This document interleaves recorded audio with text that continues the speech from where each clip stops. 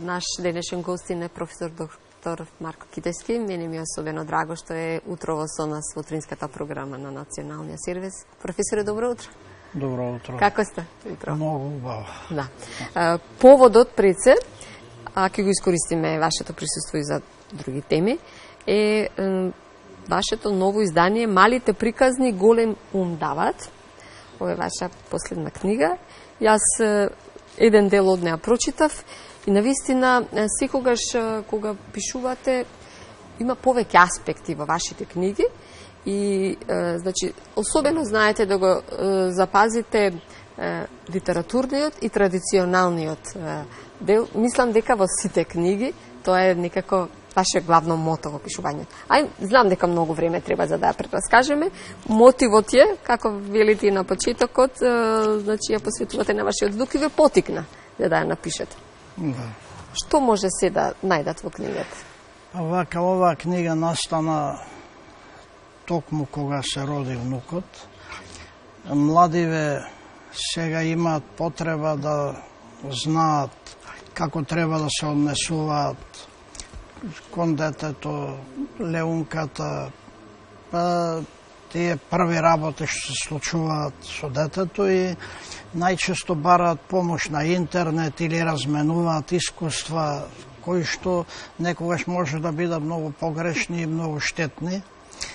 Па затоа јас се потрудив да најдам како е во нашата традиција, во записите на нашите собирачи на народни умотворби од најстари времења до денес и од повеќе региони на етничка Македонија и така настана оваа книга. Значи, во почетокот има материјали пред се верување и суеверија за бремени жени, заштита на бремени жени, па леунки, па мали деца, Па уроци од па заштита од уроци, баења и така натака. Потоа има и овие први песнички, приспивни песни, па има тие првите песнички што ги учат децата, залагалки, броеници, брзозборки и така натака, кои што се и првите нивни стихувани состави што ги учат напамет, но тие им служат и за вежбање на изговорот, концентрацијата, значи тоа е првото образование нивно и прво воспитание.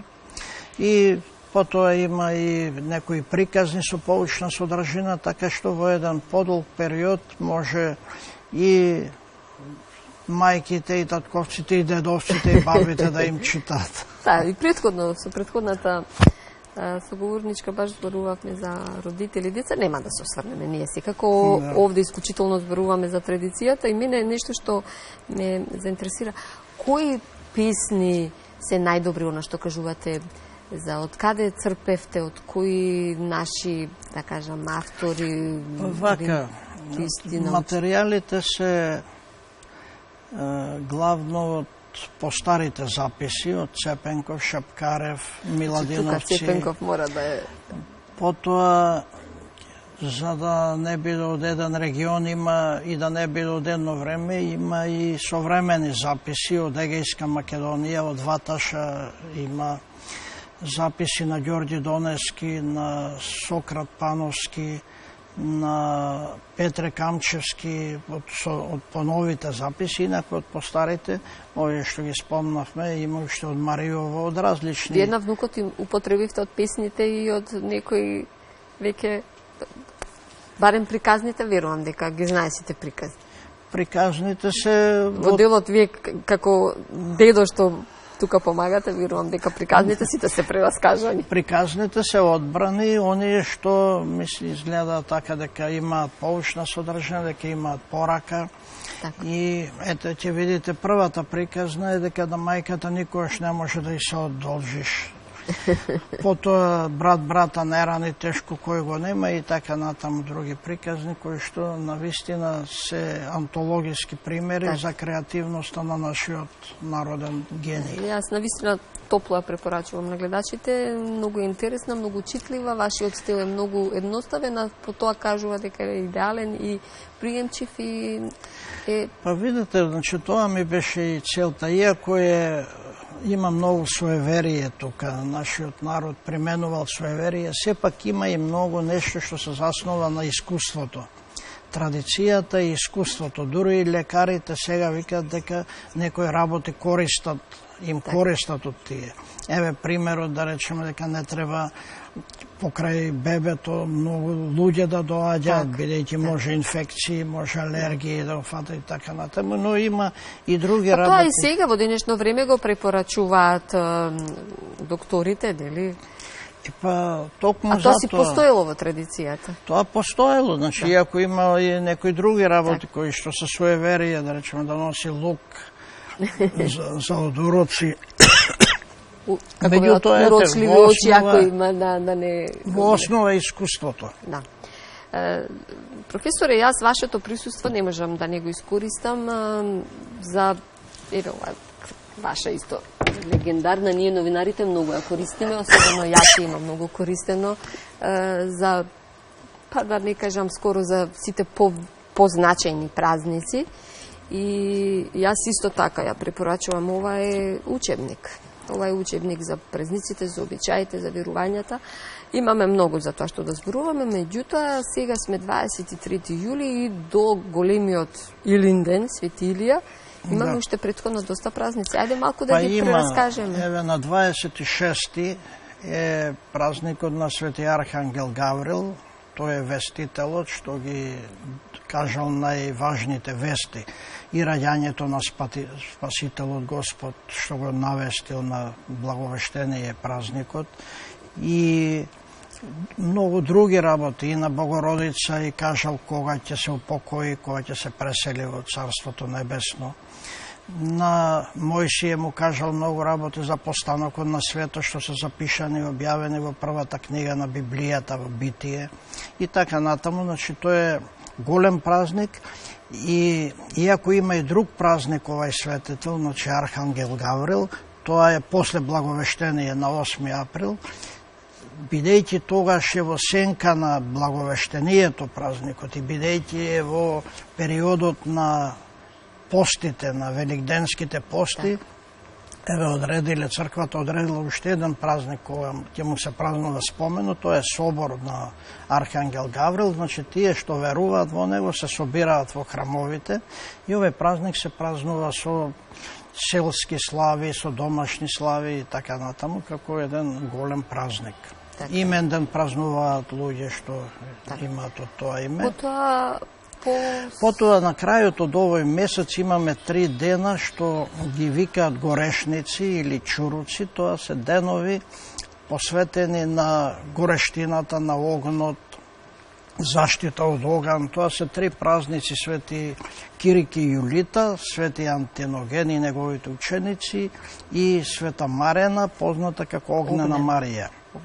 Значи народот нашол во сиве. Некако како повеќе да ја знаеме Огнена Марија и не Огнена Марија е несовесно може би запоставувајќи позната од и е поврзана со огнот. Инаку сите се овие големи празници, народот ги поврзува како 3 празници, бидејќи во тоа чуруци има чур или чад, или горешници ги вика заради горештината и заради заштита од пожари. Се верува дека кој ќе работи на тие денови, дека пожар ќе го изгоре и ожњеаното и неожњеаното, како што се вика. Кирик и Јулита се сини мајка, Јулита била мајка на Кирик, тој имал 5 години. Кога разбрале дека се христијани, ги терале да се откажат, но Кирик, иако имал само 5 години, и дал знак на мајка му да не се откажува и заради тоа бил турнат од втори спрат, убиен, потоа и Јулита била мачена. Во нивни спомен овој празник наставно се случил во 304 година. Значи почетокот на 4 век, кога и прогонот на христијаните бил најжесток. Потоа Антиноген бил свештеник бил, имал ученици и тие се погубени во 311 година и тоа е нивниот празник, но и во Кирик, во името, во Антиноген има асоциации на оган. И така овие се врзани во едно име горешници. А оваа Огнена Марија или Света Марина исто така е маченица. Нејзиниот спомен, особено во југозападна Македонија, е многу популарна. И во манастирот Свети Наум има една убава фреска Света Марина кај што го држи закоса ѓаволот и го тепа, а фреската е заедно Света Марина и Свети Јован Владимир. И култот на Свети Јован Владимир во тој регион е исто така застапен, така што Света Марина и овие споменативе светители кон крајот на овај месец му дават едно обележено... Па кон крајот неколку дена? 3 дена? Па 3 дена се тие празници, да. Тоа се тие празници на крајот од годината и потоа иде Свети Илија, веќе голем празник. Ајде малку да го раскажеме очекувањето во предворието на Свети Илија. Да, значи тоа се тие горешници кои што во народот имаат голема традиција. Сега, ние кој ќе речеме Илинден, мислиме на Илинденското востание, на Асном. Така, на двата Илиндена, обично кажуваме. Да, основата е празникот на големиот пророк, светител, Свети Илија Тесвиќанин, кој што живеел 9 века пред Исус и кој што предскажал многу работи што подоцна се случиле. Кој, например, неколку? Знаете некој што ги предскажал? Па, предскажал доста работи со доаѓањето на Спасителот, со... Кој предскажал доаѓањето на Спасителот? Да, доаѓањето на Спасителот и многу други работи што се случувале на тој терен на Палестина и Израел. Останал запаметен меѓу народот, ете прогласен е за свети пророк, меѓутоа кај во споменот на Свети Илија имаме пренесени многу верувања со старото словенско божество Перун, громовникот, и затоа и Свети Илија е громовник. Се верува дека Свети Илија ги контролира небеските облаци, дека контролира кога ќе заврне, кога нема да заврне, и во неговото житие, и во тие текстови пишува дека тој кога се помолил на Господ 3 години дожд не заврнало, затоа што луѓето не ги почитувале Божите закони. И дури кога се појавила опасност од исчезнување на човечкиот род, тогаш повторно се помолили за заврнало дожд и се создала благосостојба. Значи, бил голем Божји угодник. Во Македонија? Каде? Во Македонија имаме многу цркви посветени на Свети Илија. Празникот се празнува навистина многу свечено. Многу имена празнуваат и именден тогаш. И има некои посебни и не случајно Илинденското востание и Асном се ставени на тој ден се случиле. Инаку има доста и обичаи и верувања поврзани со овај крај, суеверие, со овај светец. Да речеме и Шапкарев и Спространов запишале дека во Охридскиот крај, ако грмело на Илинден, оревите ќе биле шупливи и така натаму, некои такви суеверија, меѓутоа важно е дека се работи за голем светител што има значајна традиција кај македонскиот народ. Навистина, вака хронолошки, кога и вие пишувате, сметате, бидејќи секогаш кога пишувате, истражувате, барате материјали, чепкате по архивите на каде што можете, нели, да допрете.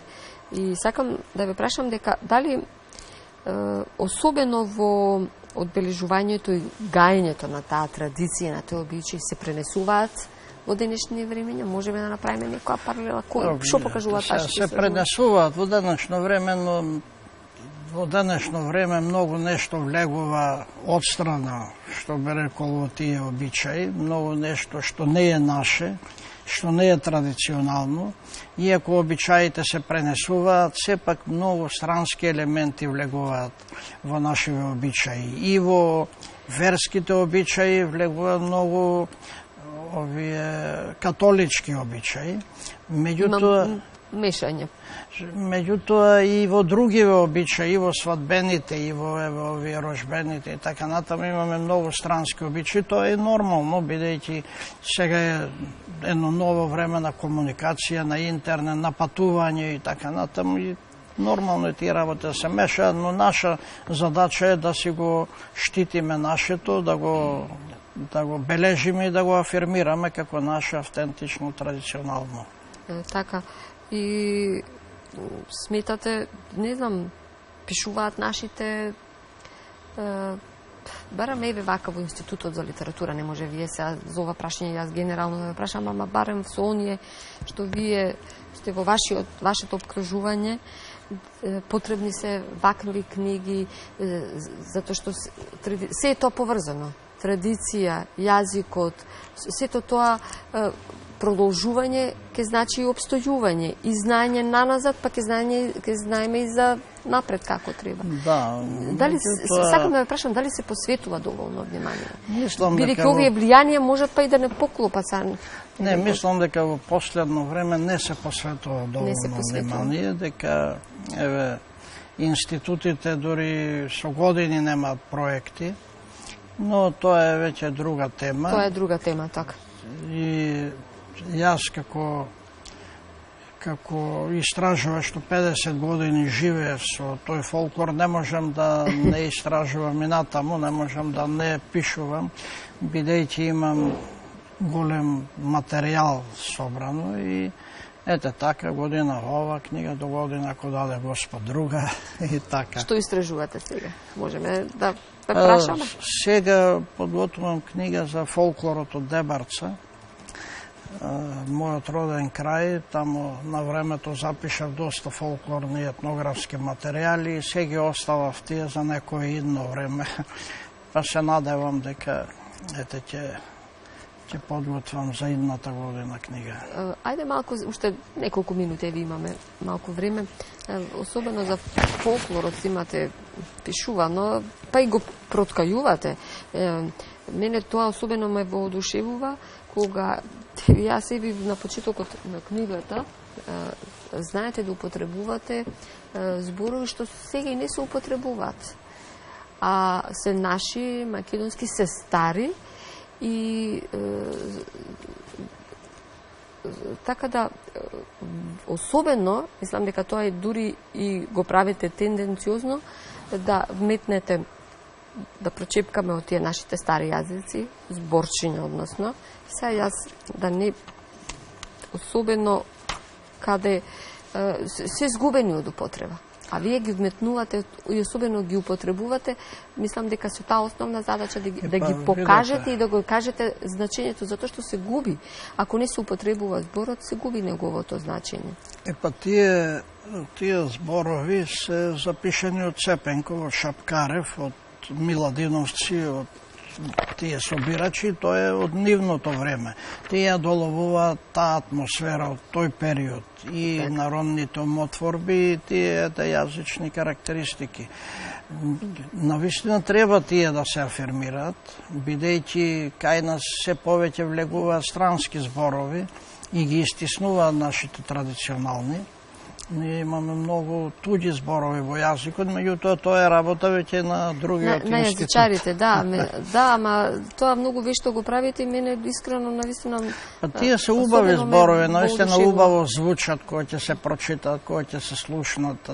Да. Некои се заборавени, некои така подзаборавени, па треба само да се присети човек на нив. Така, затоа што кога кога пишувате, односно, па и раскажувате за обичаите, за суеверија или за традициите од различните краишта, Охридски, Дебарски и така натаму, да не ги редам сега сите велишки. И вие точно тие зборови и ги употребувате како што тие ги користат.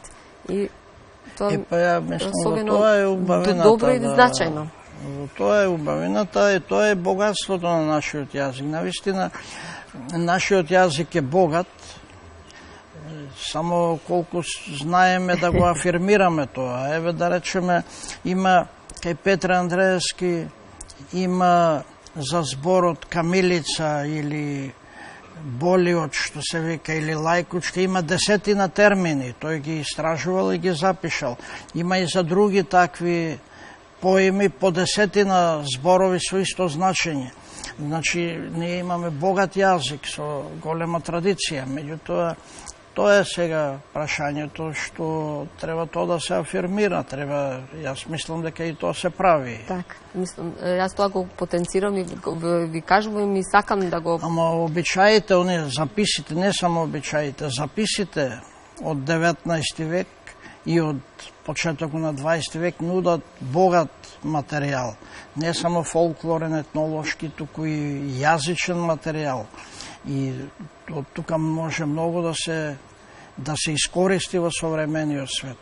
Сметате дека е сосема на крај дека го чуваме фолклорот? Го чуваме, ама не го чуваме. Не го чуваме, бидејќи туѓото ни изгледа секојаш поубаво.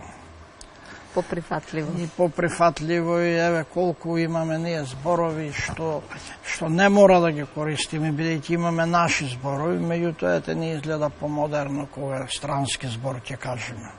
Добро, затоа сте вие тука научниците да пишувате, ние да читаме и да препорачувате, и навистина има многу што да се прочита и навистина не треба да застанете, затоа што за вас зборот, традицијата, фолклорот... Јас мислам дека оваа книга ќе си најде место, особено во овие образовни воспитни установи, во градинките, во школите, но и во секој дом. Па да, навистина, особено за песните, каде што препорачувате да се читаат. Песните ќе се пеат, тие брзозборки, бројници ќе се кажуваат на децата и самите ги користат, и самите создаваат нови во текот на својата игра, но мислам дека овој фолклор најповеќе го штити детското кај децата, бидејќи се изложени на разни влијанија од разни пороци. Фолклорот е тој што го штити тоа детското што останало. А има изобилство од фолклор? Има изобилство, ама треба да се најде. Книгите веќе се заборавени. Така. Професоре, навистина ви благодарам што утро побевте со нас, што може би треба многу минути, часови да се посветиме одделно, затоа што повеќе теми, како што велиме, гломазни теми, фативни и за културата, традицијата, за фолклорот, за јазикот. Меѓутоа, мене ми е особено драго што вие навистина задржавте танички, затоа и кажувам дека во вашата една реченица се опфатени сите тие 4-5 важни елементи за да се пренесуваат сите тие традиционални елементи за да продолжиме понатаму, за да видиме ние тоа што сме. Уште еднаш ќе ви се заблагодарам. Верувам дека време е за вестите. Благодарам.